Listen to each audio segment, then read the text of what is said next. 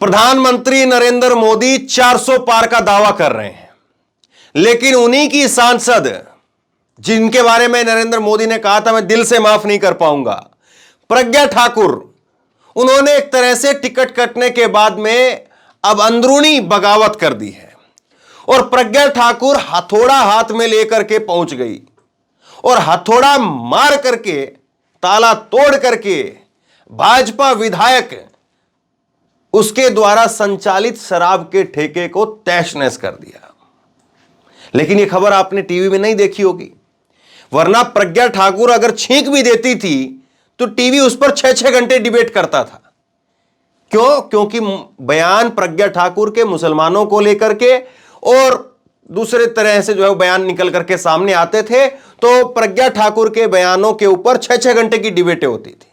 लेकिन अब प्रज्ञा ठाकुर ताला तोड़ रही है हथौड़ा लेकर के, लेकिन मीडिया की जुबान पर सन्नाटा है, चुप्पी है। मैं आपको खबर दिखाने वाला हूं, दो खबर आप देखिए। साध्वी प्रज्ञा ठाकुर ने तोड़ा शराब दुकान का ताला, सांसद बोली शर्म आ रही है, ठेका भाजपा विधायक का है, उन्हें हटाने की मांग करूंगी। हथौड़ा मार ताला तोड़ा, फिर शराब दुकान से बोतलें निकाल फेंक दी। बीजेपी सांसद प्रज्ञा ठाकुर क्यों भड़की?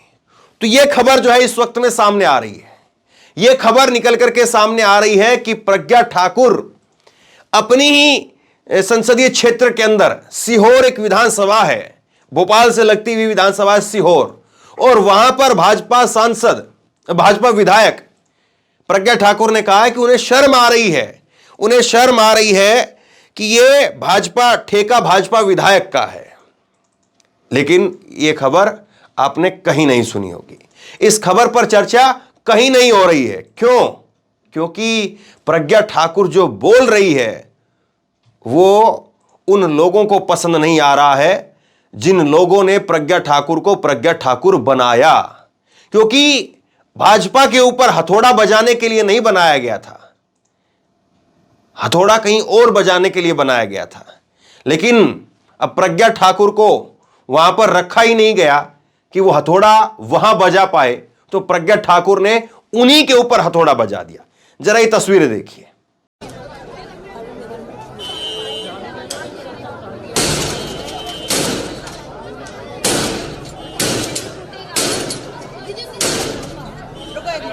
निवेदन चूँकि स्वीकृत हो रहा है, हम इसके संबंध में आपकी जो वो है कि जो इसके संबंध में चिंता है, हम लिखित में प्रशासन को भेज दे रहे हैं। उसमें 2-3 दिन में डिसाइड करते हैं इसका निराकरण। स्वीकृति किसने दी यहाँ? स्वीकृति किसने दी यहाँ? स्कूल के सामने स्वीकृति किसने दी ये बताओ, मुझे ऑर्डर दो, स्वीकृति का लिखित पत्र दो मुझे। बिल्कुल मंगाओ, कितनी देर में? व्हाट्सएप मंगाओ, स्वीकृति मंगाओ, फिर मैं पूछती हूँ किसने स्वीकृति दी यहाँ, उसकी मैं खबर लेती हूँ। स्कूल के सामने दारू के ठेके चलाएंगे आप लोग? कंटिन्यू कुछ बच्चों से बात करते हैं। तो प्रज्ञा ठाकुर यहां पर ना केवल हथौड़ा मार करके, ताला तोड़ करके शराब की दुकान के अंदर घुस जाती है, वो शराब की पेटियां, और वो मैं आपको नहीं दिखा रहा हूं क्योंकि YouTube के Facebook के अपने नियम कायदे हैं, इसलिए वो तस्वीरें मैं आपको नहीं दिखा रहा हूं। लेकिन प्रज्ञा ठाकुर ने ना केवल हथौड़ा मार करके ताला तोड़ा, बल्कि प्रज्ञा ठाकुर वहां पर घुस गई, और घुसने के बाद में वहां पर जो स्कूल के बच्चे आ गए, जो स्कूल के सामने ठेका था, तो स्कूल के बच्चों से भी कहा कि पत्थर उठा लो और तुम भी पत्थर लेकर के मारो। तो एक तरह से वैसे गलत है, ये स्कूल के बच्चों से जो है वो इस तरह का काम करवाना बिल्कुल गलत बात है। लेकिन प्रज्ञा ठाकुर उस अंदाज में नजर आ रही है जिस अंदाज में उमा भारती नजर आती थी। याद करिए शिवराज सिंह चौहान की जब सरकार थी तो इसी तरह से उमा भारती भी कभी गोबर लेकर के फेंकती थी, कभी पत्थर लेकर के फेंकती थी शराब की दुकानों में। लेकिन शिवराज सिंह चौहान चले गए, शराब की दुकानें ज्यों की त्यों हैं, क्योंकि शराब से मोटा पैसा आता है, इसलिए शराब की दुकानों को जो है वो नहीं छोड़ा गया। अब मैं आपको खबर थोड़ा पढ़ करके सुना रहा हूं। मध्य प्रदेश के सीहोर में सांसद प्रज्ञा सिंह ठाकुर ने अवैध रूप से चल रहे शराब दुकान का विरोध किया। इसके बाद उन्होंने दुकान में रखी शराब को बाहर फेंक दिया। इसका वीडियो सोशल मीडिया पर वायरल हुआ। मिली जानकारी के अनुसार स्कूली छात्राओं की शिकायत पर सांसद प्रज्ञा ठाकुर ने शराब दुकान पर ताला हथौड़ा पत्थर मार करके तोड़ दिया। मामला सीहोर जिले के ग्राम खजूरिया कलां का है। यहां भूमि पूजन कार्यक्रम में शामिल होने के लिए पहुंची सांसद प्रज्ञा ठाकुर से छात्रों ने शिकायत की थी, जिसके चलते सांसद ने दुकान की गेट का ताला तोड़ा और उसमें रखी शराब बाहर फेंक दी। तो ये अपने आप में एक बहुत विचित्र जो है वो सवाल है कि प्रज्ञा ठाकुर को अब लोग कह रहे हैं कि देखिए ऐसे ऐसे भाजपा की डबल इंजन की सरकार है और भाजपा का ही विधायक है मैडम जी, और वो स्कूल के सामने ठेका खोल करके बैठ गया है। बहुत बड़ी तादाद में गांव के लोग इकट्ठा हो गए। देखिए, इसी दौरान बड़ी संख्या में ग्रामीण जन भी मौजूद रहे। पुलिसकर्मी सांसद साध्वी प्रज्ञा सिंह ठाकुर के हाथ जोड़ते हुए नजर आए। मौजूद पुलिसकर्मियों ने अपील की और उन्होंने कहा कि एसपी साहिब ने आश्वासन दिया है, लेकिन सांसद साध्वी प्रज्ञा सिंह ठाकुर नहीं मानी। हाथ में हथौड़ा लेकर के दुकान का ताला तोड़ा।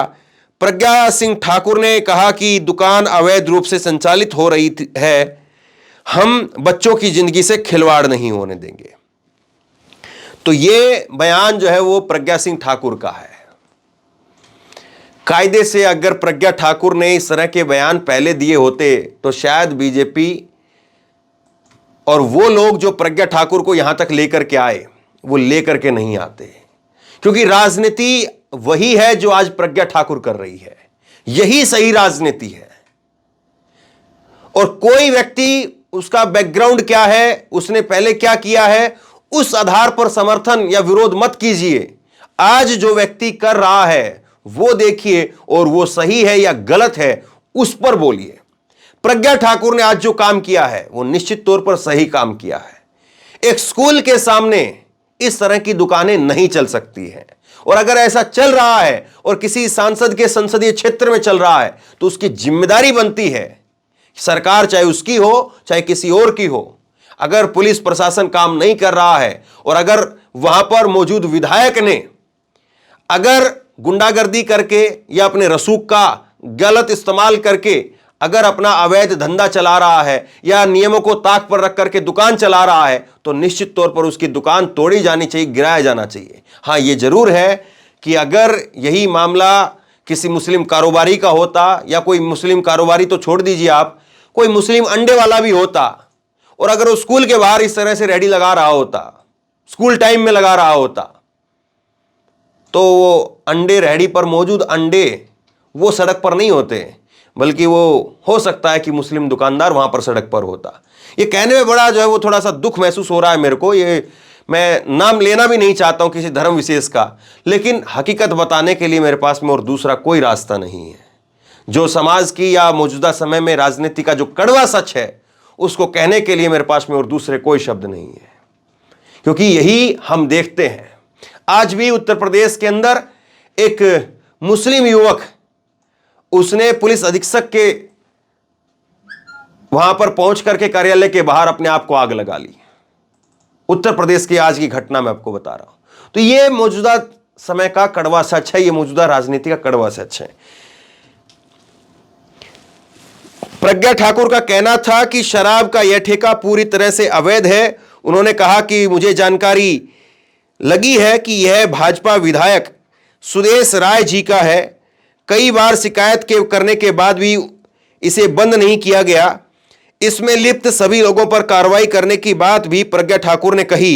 उन्होंने कहा कि इसी वजह से छात्राओं द्वारा शिकायत की जा रही थी, शिकायत के बाद भी इसे बंद नहीं किया गया।